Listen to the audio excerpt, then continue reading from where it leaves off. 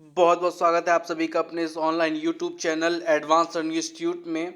और आज मैं आपको बता दूं, मैं आज आपके एमपीपीएससी का एक टॉपिक उठा रहा हूं। एमपीपीएससी में जो आयोग है, आयोग को मैं और आगे आज बढ़ाते हुए चल रहा हूं राष्ट्रीय हरित अधिकरण पे। मतलब इसको इंग्लिश में क्या बोलते हैं, नेशनल ग्रीन ट्रिब्यूनल। ठीक है, एनजीटी के नाम से भी इसे जानते हैं। शॉर्ट फॉर्म है नेशनल ग्रीन ट्रिब्यूनल। तो मैं आपको बता दूं कि मैंने कई सारे आयोग बना के यूट्यूब में अपलोड कर दिए हैं और कुछ ही शेष बचे हैं जो मैं धीरे धीरे आपको प्रोवाइड करा दूंगा। ठीक है, तो ये एक आयोग की सीरीज है जो एमपीपीएससी के सिलेबस के अकॉर्डिंग है। ठीक है, तो बिना टाइम को वेस्ट किए चलिए शुरू करते हैं। तो ये जो राष्ट्रीय हरित अधिकरण है, इसकी जो स्थापना है 18 अक्टूबर 2010 को हुई थी। ठीक है, राष्ट्रीय हरित अधिकरण अधिनियम के तहत। ठीक है, 2010 के तहत इसकी क्या हुई थी, स्थापना हुई थी। एनजीटी की जो स्थापना है भारत के एक विशेष पर्यावरण न्यायाधिकरण के अनुसार हुई थी। देखिए, जो ये इस तरह का जो ग्रीन ट्रिब्यूनल है, ये जो है विश्व में तीसरा है। मतलब ऑस्ट्रेलिया और न्यूजीलैंड के बाद तीसरा है और विकासशील देशों में पहला है। विकासशील देशों में जो है ये पहला ऐसा जो एनजीटी है वो ग्रीन ट्रिब्यूनल बना है जो मतलब हरित क्रांति को बढ़ाना है। इसका मतलब है, मतलब कहना चाहिए कि पर्यावरण को सुधारना है और जिसके तहत जैसे मान लीजिए कि पर्यावरण में जो प्रदूषण उसको कम करना है और उसके जिससे पर्यावरण अच्छा हो वो उसको बढ़ाने के लिए इनका कार्य जो है इनको दिया गया है। ठीक है, एनजीटी जो है इसकी जो मुख्य उद्देश्य है वो पर्यावरण संबंधित मुद्दे को तेजी से निपटाना है। वही चीज़ें हैं जिससे अगले अदालतों में लगे मुकदमे के बोझ कम किया जा सके। जैसे मान लीजिए कि एनजीटी का जो मुख्य कारण वो क्या है, वो पर्यावरण को अच्छे से मतलब सुधारना है, जिसके लिए जैसे कई सारे मुद्दे आते रहते हैं। जैसे कि वन क्षेत्रों में कई सारी काम ऐसे आ जाते हैं, जैसे खदानें बन रही हैं। तो इन सब चीज़ों को उसको क्या करना है, रोकना है, जिससे पर्यावरण का क्या हो सके, सुधार हो सके। इसका मुख्यालय भैया दिल्ली में है। उसके अलावा 4 इसके रीजनल सेंटर हैं, मतलब क्षेत्रीय कार्यालय हैं, जिसमें भोपाल, पुणे, कोलकाता और चेन्नई, 4 इसके क्या हैं। महाराष्ट्र में मुंबई की जगह पुणे को है और मध्य प्रदेश में भोपाल को लिया गया है, कोलकाता में चेन्नई जो महानगर है ही। ठीक है, तो इस प्रकार से इसमें एक चीज़ और है कि अगर कोई भी एनजीटी में कोई भी मामले आते हैं तो उसका निपटारा इनको 6 माह के भीतर करना होता है। लेकिन कई सारी कभी कभी समस्याएं जाती हैं जिससे इनके मामले जो है 6 माह में कंप्लीट नहीं हो पाते, तो उसको अपन लोग आगे देखेंगे। लेकिन पूर्णतः प्रयास किया जाता है कि 6 माह के अंदर ही इसको पूरा कर लिया जाए। एनजीटी की संरचना, संरचना भैया एक सदस्य होता है, एक न्यायिक सदस्य होता है और एक विशेष सदस्य होता है। 3 लोग होते हैं। कौन कौन से, एक अध्यक्ष, एक न्यायिक सदस्य और एक विशेष सदस्य। इसके अलावा सदस्य कई सारे होते हैं, कम से कम 10 और अधिक से अधिक कितने, 20 भी हो सकते हैं। लेकिन अध्यक्ष एक होता है, न्यायिक सदस्य एक होता है, विशेष सदस्य एक होता है, जिनका कार्यकाल 5 वर्षों का होता है। कितना होता है, 5 वर्षों तक। जिनकी नियुक्ति कौन करता है, भारत के मुख्य न्यायाधीश के परामर्श पे की जाती है। ठीक है, जिसकी नियुक्ति भारत के मुख्य न्यायाधीश जो है केंद्र सरकार की परामर्श के द्वारा करते हैं। ठीक है, तो इस तरह से अध्यक्ष की नियुक्ति होती है। और जबकि जो न्यायिक अध्यक्ष सदस्य है या विशेष सदस्य हैं, उनके लिए केंद्र सरकार द्वारा एक चयनित समिति बनाई जाती है। मतलब मुख्य न्यायाधीश किसकी कर देगा भैया, जो अध्यक्ष होगा। और जो 2 बचे न्यायिक सदस्य और विशेष सदस्य, इनकी नियुक्ति जो है वो कौन करता है, नियुक्ति केंद्र सरकार द्वारा चयनित समिति द्वारा किया जाता है। ठीक है, सदस्यों की संख्या कम से कम 10 और अधिक से अधिक 20 हो सकती है, जो मैंने आपको अभी अभी बताया है। इनकी शक्तियां क्या हैं, इनके कार्य क्या हैं, तो इसके बारे में थोड़ा सा जानते हैं। एनजीटी क्या करती है, तो अधिकरण का न्याय क्षेत्र बेहद विस्तृत है और यह उन सभी मामलों की सुनवाई करता है जिसमें प्रत्यक्ष और अप्रत्यक्ष रूप से पर्यावरण शामिल। ये पॉइंट नोट करिए, जिसमें पर्यावरण अप्रत्यक्ष और प्रत्यक्ष रूप से शामिल होता है। इसमें पर्यावरण से संबंधित कानूनी अधिकार को लागू करना शामिल होता है। देखिए, मैं आपको बता दूं, एनजीटी जो है जितनी भी माइनिंग के काम है, जितने भी वन विभाग से रिलेटेड काम है, जितने भी खदानों से काम है, तो जितने भी ये मतलब फैक्ट्रियां स्थापित की जाती हैं, सबको एनजीटी की परमिशन लेनी पड़ती है। क्या वहाँ पे सही जगह है वो फैक्ट्री लगाने के लिए? उससे वन प्रबंधन में कोई दिक्कत तो नहीं आएगी? वन्य प्राणी को कोई दिक्कत तो नहीं आएगी? प्रदूषण तो नहीं फैलेगा? आमजनों को कोई दुविधा तो नहीं होगी, मतलब दिक्कत तो नहीं होगी उससे? तो ये सब चीज़ों के लिए एनजीटी की क्या होती है? परमिशन होती है। अब मैं आपको बता दूं, ये कोई संवैधानिक निकाय नहीं है, ये एक वैधानिक निकाय है। ठीक है, वैधानिक निकाय के कारण एनजीटी के पास अपीली क्षेत्राधिकार हैं, जिसके तहत वह सुनवाई कर सकता है। इसके पास अपीली मतलब कोई अगर अपील करता है तो ये उसकी क्या करता है? सुनवाई करता है। ठीक है, नागरिक प्रक्रिया संहिता 1908, नोट कीजिए पॉइंट, नागरिक प्रक्रिया संहिता 1908 में उल्लेखित न्यायिक प्रक्रिया का पालन करने के लिए एनजीटी बाध्य नहीं है।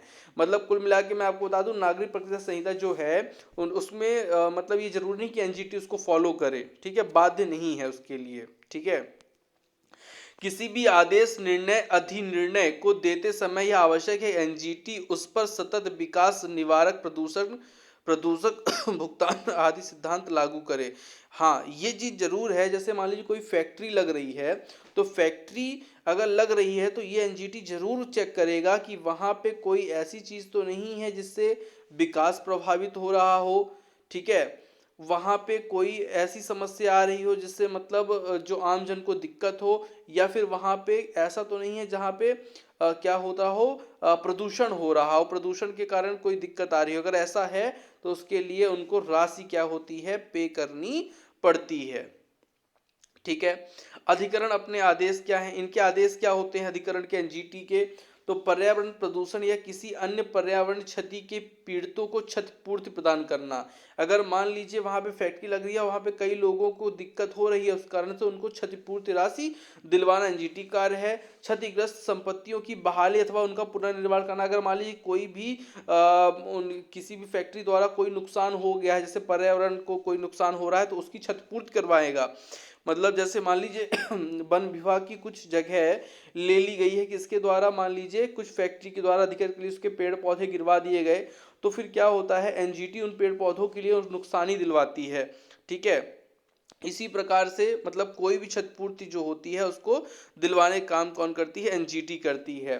एनजीटी द्वारा दिए गए आदेश, निर्णय का निष्पादन न्यायालय के आदेश। देखिए एक चीज ध्यान रखिएगा, जो एनजीटी है वो न्यायालय के आदेश के रूप में कार्य करता है। ठीक है, जैसे मान लीजिए न्यायालय में आप अपील लगाएंगे, फिर आपकी सुनवाई होगी, फिर कब सुनवाई होगी, कब निर्णय आएगा, 2-4 महीने लग गए इसमें।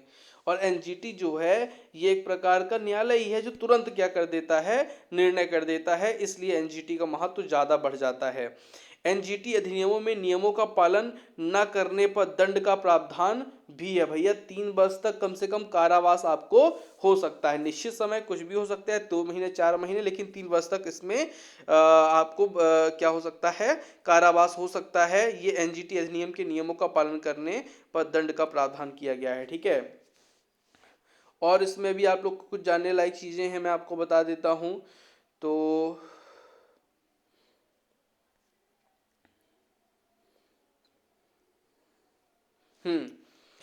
निश्चित आर्थिक दंड जिसे 10 करोड़ रुपए तक बढ़ाया जा सकता है। एनजीटी क्या करता है? अगर कोई नुकसान हो रहा है तो उसके ऊपर 10 करोड़ तक का मतलब वो जुर्माना लगा सकती है। जैसे कि दिल्ली में 5 करोड़ का इसने लगाया था, मैं आगे आपको बताऊंगा।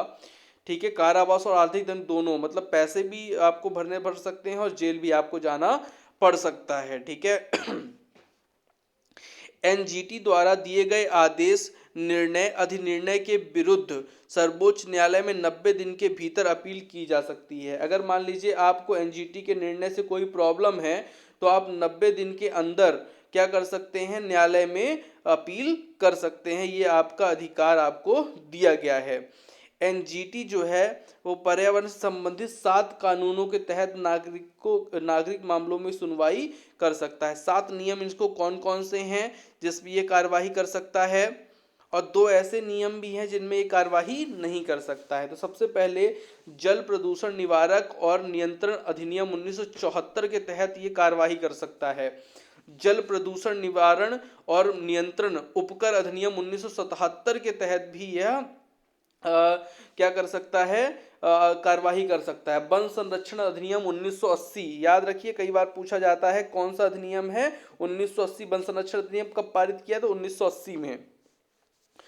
वायु प्रदूषण निवारक और नियंत्रण अधिनियम 1981 में, ठीक है। पर्यावरण अधिनियम, पर्यावरण संरक्षण अधिनियम 1986 में, और जैव विविधता अधिनियम 2002 में। यहाँ पे 2 बार टाइप हो गया है, ठीक है।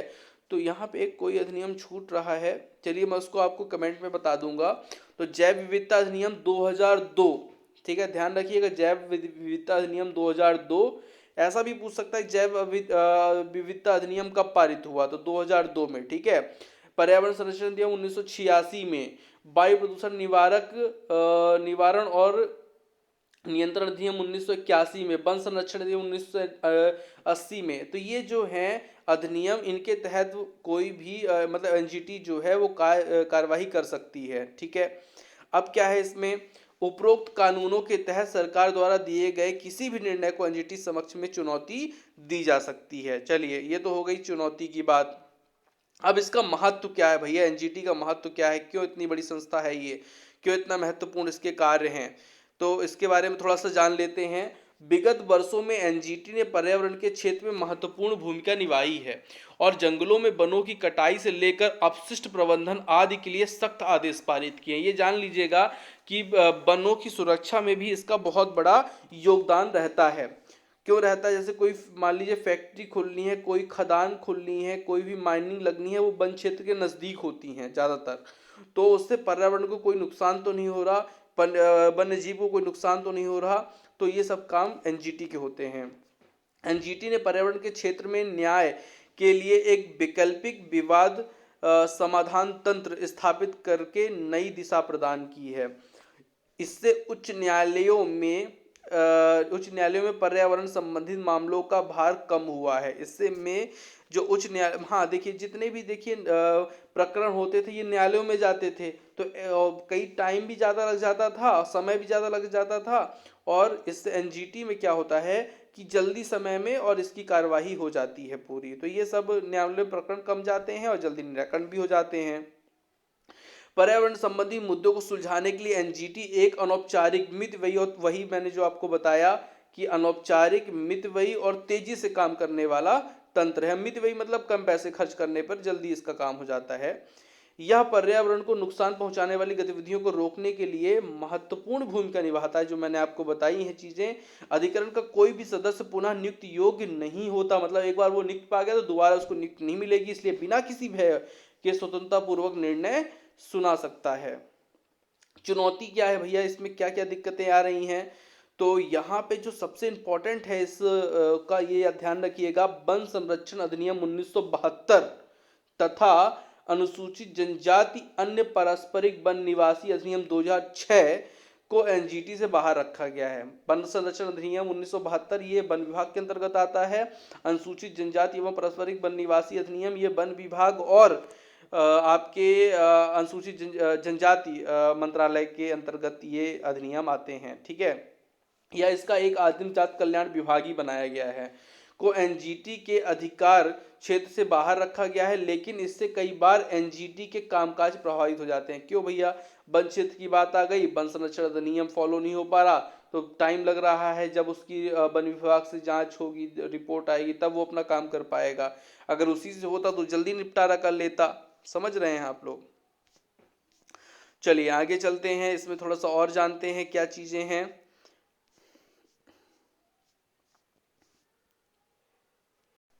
चलिए, तो वीडियो को ज़्यादा बड़ा नहीं करेंगे, जल्दी जल्दी इन चीज़ों को देख लेंगे। सबसे पहले मैं आपको बता दूं इसमें एक और चीज़ कि इसमें 2 मिनट ही, अपन बहुत ऊपर चले आए हैं।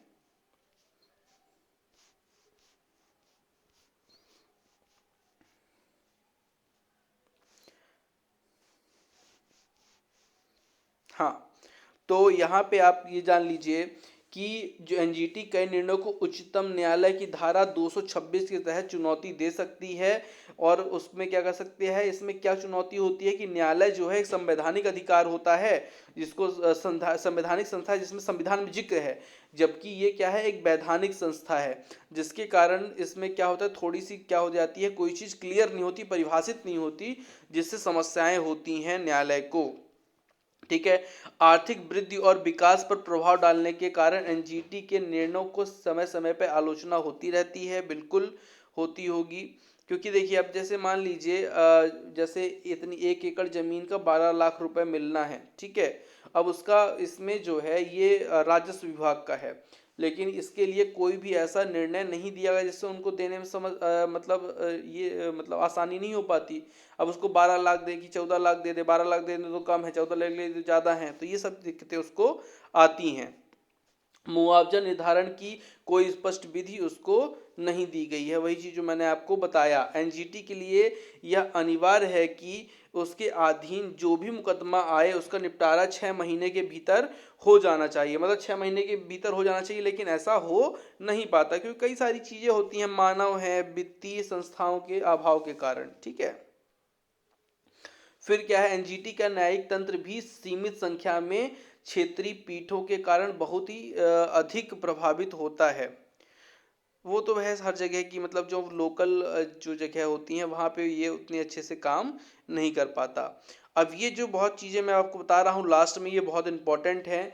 एनजीटी के महत्वपूर्ण ऐतिहासिक निर्णय, इसने पहला निर्णय लिया था 2012 में उड़ीसा गवर्नमेंट के खिलाफ। ठीक है। उड़ीसा गवर्नमेंट और पॉस्को एक इस्पात कंपनी, इनकी भी समझौता हुआ कि भैया हम फैक्ट्री लगाएंगे, लेकिन इसने क्या किया कि इसने निरस्त कर दिया आदेश को। क्यों? क्योंकि वहाँ पे स्थानीय समुदाय और जंगलों के लिए एक साहसी कदम माना गया, क्योंकि उसको क्या हो रहा था, जंगलों को वहाँ के नुकसान हो रहा था। ठीक है।